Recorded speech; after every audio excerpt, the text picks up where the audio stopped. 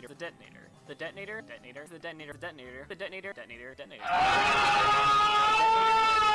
Anyways, I just really love playing Pyro. Man, it feels so weird playing Pyro with the detonator on a map that I've played for so long without it. The detonator. I don't know, it just feels like a whole new game. I know it's basically just rocket jumping.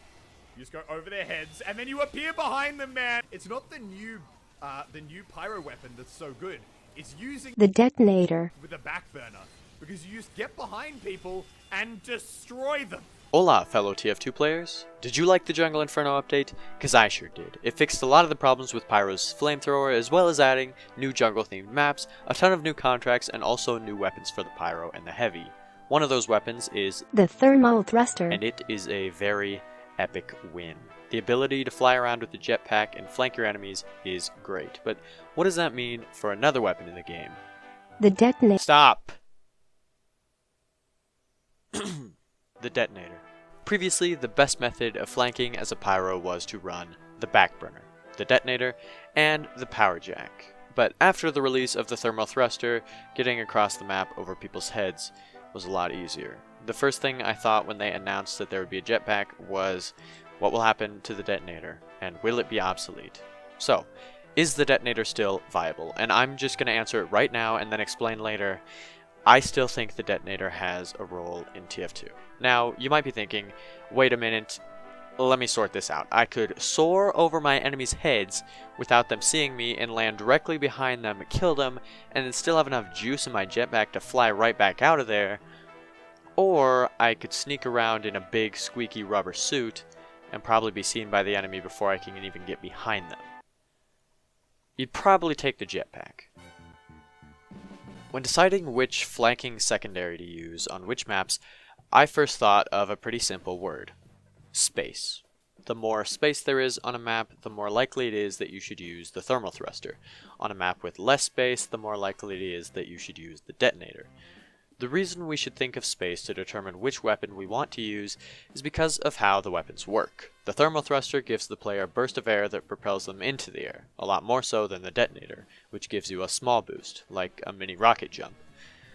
There's simply not enough power in the detonator to lunge yourself through the air across big open battlefields like the thermal thruster does. The detonator is more suited for small areas with a lot of platforms to jump onto. Let's look at the map Upward. This is a prime candidate for the thermal thruster because there's a lot of open space, you can soar through the air without hitting things, not to mention the rise of the map, which allows you to take off from higher places and allows you to be undetected by the enemies below. But this isn't to say that Upward is bad for the detonator. There are plenty of detonator jumps in Upward. What I'm showing you on the screen is just a few of them. So it comes down to what playstyle. Whoa, hang on just a second. Someone say playstyle? Because if I heard that correctly, that means that the weapons don't serve the same purpose. Yeah.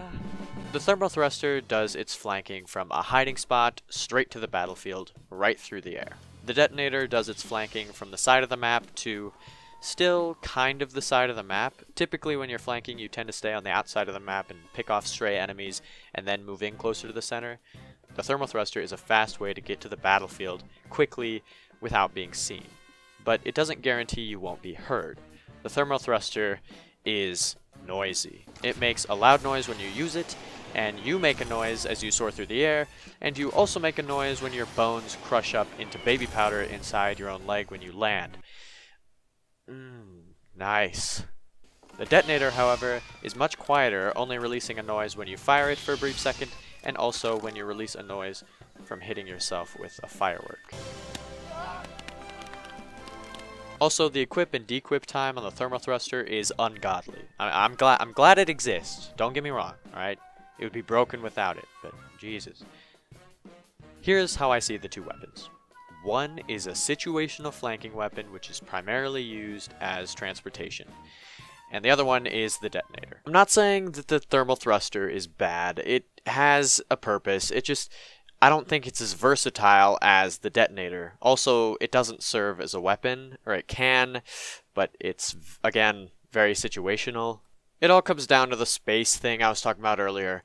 If there's a lot of space and you want to use the thermal thruster, go ahead. If there's a lot of platforms, use the detonator. The thermal thruster is simply not a replacement for the detonator in the flanking sense. The thermal thruster was thought of to be a flanking weapon, but I feel like it doesn't come across like that, and I don't think that's that bad. I think that's okay. Because if it were to be a flanking weapon, then it would have been the flanking weapon to end all flanking weapons. I don't think the detonator would have a purpose. But because of how the thermal thruster works, I honestly think the detonator still serves a very big role in the game for anybody who wants to use it. Thank you all for watching. If you liked the video, make sure to drop a like on it. And if you really liked the video, leave a comment and subscribe.